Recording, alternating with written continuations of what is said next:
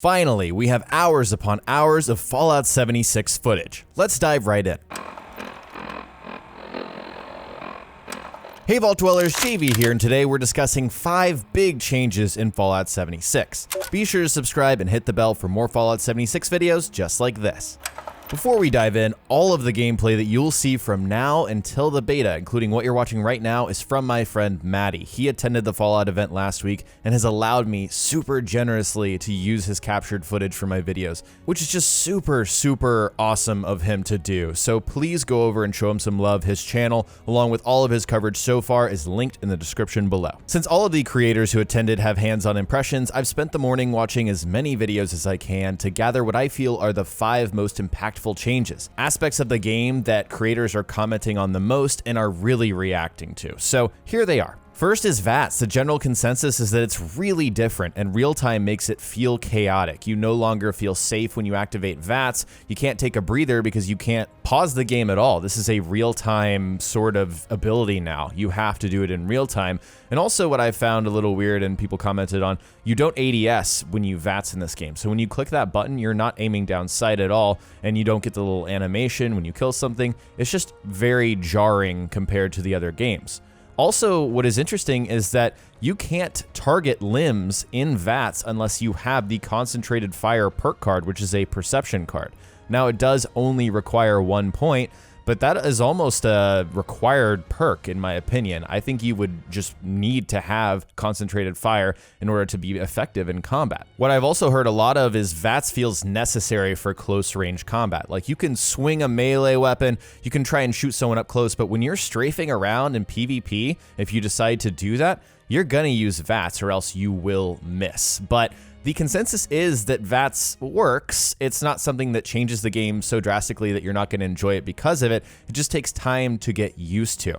And also a really important detail that Michael from Fudge Muppet noticed is that activating VATS at all costs AP instead of when you use it. So in Fallout 4, if you used VATS and then found a target and decided you didn't want to hit it, that's fine. You didn't suffer any AP penalty because you were kind of scouting the area. You can't do that in Fallout 76. Every single time you click the VATS button, it's going to cost you a little bit of AP, so you need to use that sparingly or when you actually mean to do something with it. Next is exploration. When you look at the map, you actually get that paper map that we saw in the preview. That wasn't just marketing material, that is the actual map that is in the game. We're no longer pulling up the skeleton frame like we had in every other Fallout game of the map.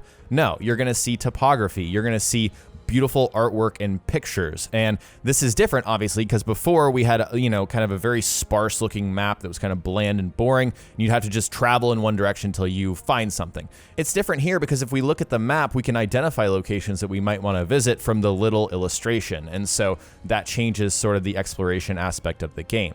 What's also important is how fast travel works. Fast traveling to locations that you've already discovered costs caps based on the distance. If you're really close, it's 1 cap. If you're really far, it's X amount of caps.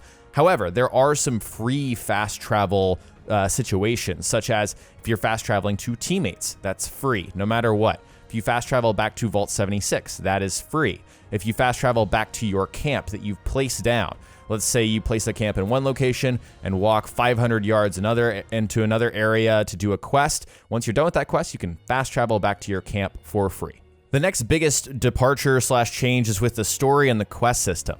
As Bethesda said, I think generally people are finding that the story is there, but it's exclusively for found world quests. So that's your terminals, that's your holotapes, your notes, radio broadcasts, things like that.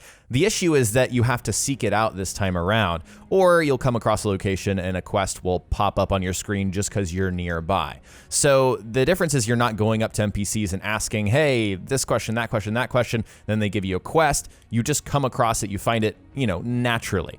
And we do know that there are other vaults in the game beyond Vault 76. I think people probably could assume that, but that has been confirmed by people who have played the game. And also, locations have a hidden layer that you may want to come back to later. Juice had mentioned this in one of his videos. He said that there was like a key card and like a vault system for a bunker that you could come back to later, but you simply didn't have the code for. So there's more than meets the eye when you come across places in this game. From some of the Pip-Boy footage, we actually see that quests are divided into 4 categories now instead of just one giant list of quests. You've got main quests, which we could probably assume are tied to the core narrative with the Overseer, finding them, and Vault 76, that stuff. Then you've got side quests, which are probably more story-focused, as we expect. You come across them in the world from holotapes, found world stuff, like I mentioned. We have daily quests, which appear to be kind of location-specific with a task. And I'm not sure if these are going to be global or server specific. I've seen a daily quest for like honey. You have to create like a certain kind of honey, and that gives you XP, I guess, or maybe a specific reward. So we'll have to see more on that. And then we have event quests, which are places you pass by. Some of them have a timer, some of them don't. So you could be, you know, adventuring, traveling, and then you come across a location that, boom, you know, you've got an event quest that is X amount of meters away. You can go and check that out. But you've also got workshops, which are those PvP kind of event things where you go and you capture it and it's King of the Hill and you defend against other players who might be drawn to the area. And if you end up capturing it, you get an interesting reward like fusion cores that will replenish after a certain amount of time, which sounds really powerful. That's a little bit of info from Juicehead's gameplay. But you can really tell that event and daily quests were designed around the fact that this is a multiplayer online servers always on kind of game. And they're going to recycle, give us new things to do every single day, or maybe there'll be some weekly events. We're not sure, but that's what the infrastructure and system they have in place seems to suggest. Next up is PvP. Obviously, this is brand new, but the general consensus I've found is that slap damage and that whole system you have to attack back in order to engage in combat, it works, and slap damage is super minimal, like negligible, unless you stand there and let someone kill you. Maybe you're in your Pip-Boy and someone just wants to walk up and shoot you down and you just don't care. Yeah, you'll die then, but most of the time you could just run away, and unless the person really wants to kill you and chases you down, you're going to survive. We also found that pacifist mode literally disables all damage, and you have it on until level 5. And apparently you can switch that back on later, but we don't have the specifics on that. In some of Maddie's gameplay, there was a PvP encounter that he had with Juicehead just to kind of figure stuff out and how it worked. But what I found striking is that the respawn distance is very close. If you die in combat, you're going to respawn very close by. Maybe that was just their area and how it worked out for them in that situation, but it seemed to be very, very close. Overall, though, the idea that you're going to be running across people constantly is just not true. According to most creators who commented on the game, you don't come across people unless you want to, or unless you seek them out.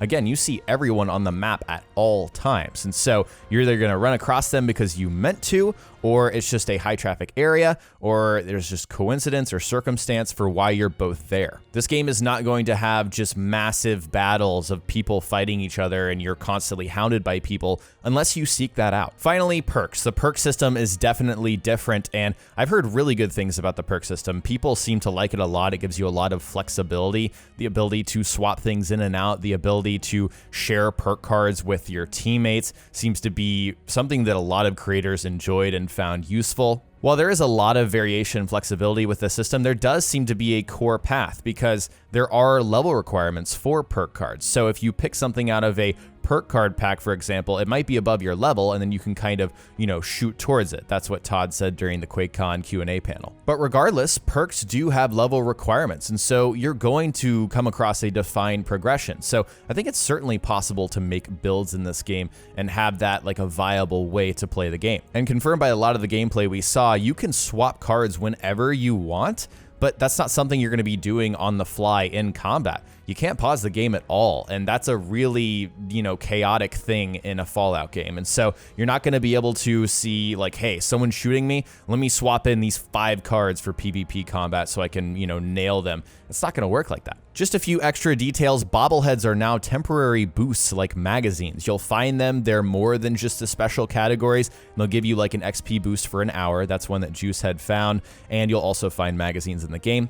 Weapons and armor have level requirements. We mentioned that. that, but also you can now craft them from scratch, and that's all dictated by intelligence. So that's really interesting. There are plenty of robot NPCs, and a lot of the gameplay I saw, people were worried there's like no NPCs. That's just not the case. Lots of robot NPCs. Some are vendors, some are not, but there are a lot of robot vendors that you can come across. And with trade, it looks like you can trade almost anything. It looks like there's basically no restriction to trade. You can give something to someone for X amount of caps for free, whatever you want to do. That's a wrap for this one, guys. Again, big thanks to Maddie. I'm going to try and cover this gameplay in the best way that I can be useful to you guys as possible, which to me is, gathering as many sources as possible to get a general consensus, but also to get those very minor little details that maybe not everyone caught. And so that's going to be my role from now until the beta. So I hope you guys are prepared for more content this week and next week ahead of the October 23rd Xbox One beta launch. In the comment section, tell me what were you most surprised by in this gameplay. Share your thoughts below.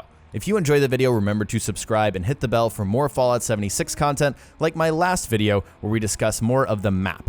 Thanks so much for watching, and I'll talk to you next time.